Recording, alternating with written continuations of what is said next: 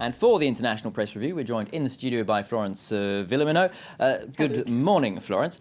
First off, perhaps predictably, the international press is talking a lot about Egypt. Absolutely. It's still continuing to grab headlines as it has been over the last couple of days. Let's look at the International Herald Tribune, for instance, that talks about more violence as the toll rises in Egypt. And it says that the violence exceeded the violence during the January 2011 revolution. There's a real feeling in the international press that this is a really tragic time for Egypt. Let's take a look at a cartoon that's in China Daily today, where you see the eye in the pyramid there, the eye of providence, the all-seeing eye of God shedding a tear for the dead.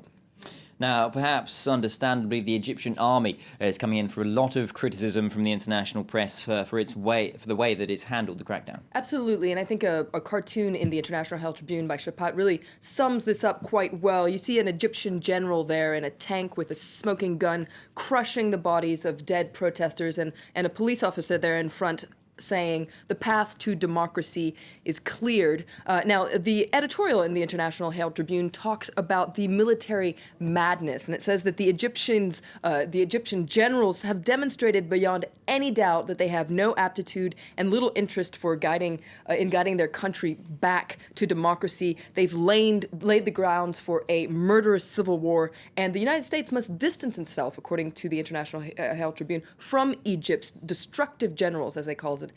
Even if this means suspending all U.S. aid. That call then from the IHT for the U.S. to take some action distancing itself, what really is the next steps being raised for the papers around the world? Well, the Independent says that there are really three possibilities now for this Arab winter. First of all, repression. Second of all, a civil war, or a more positive third solution, which would be a political settlement. But this would really depend on the international community doing more than just condemn this violence. It really needs to make an active effort to help broker some sort of a peace in Egypt. But another article in The Independent points out that maybe one reason why the international community is sitting on its hands here is because it's not really looking at the truth. It says the West must finally see Egypt as it is, not as we would like it to be.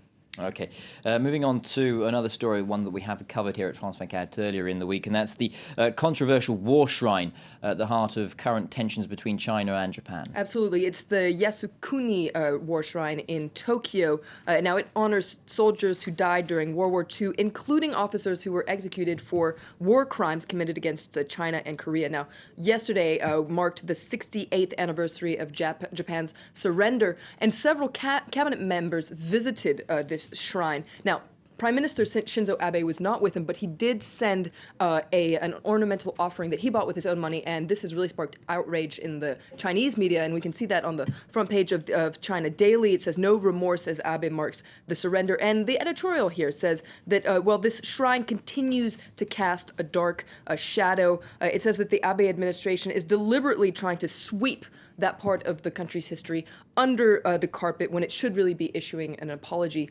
But the Japanese press is actually coming to the defense of its government. This is the Yomiuri Shimbun, which is a conservative paper. And it says that how we decide to pay tribute to our war dead is our domestic affair. And it says that this increasing anti-Japan sentiment in China and in South Korea is a cause for concern. Not necessarily any compromise there from that conservative paper.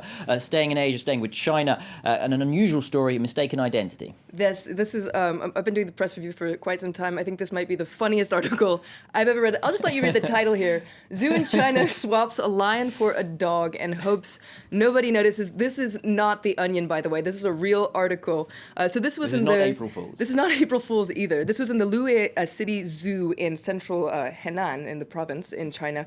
Now, officials there were in a pickle because their lion had to be sent to a breeding center, so they swapped it with a Tibetan Mastiff. Now, we can take a closer look at what one of these dogs an looks impressive like. Beast, it has to be It said. is impressive. I guess from far away you could think it looks somewhat like a lion, but it kind of looks like you, Luke.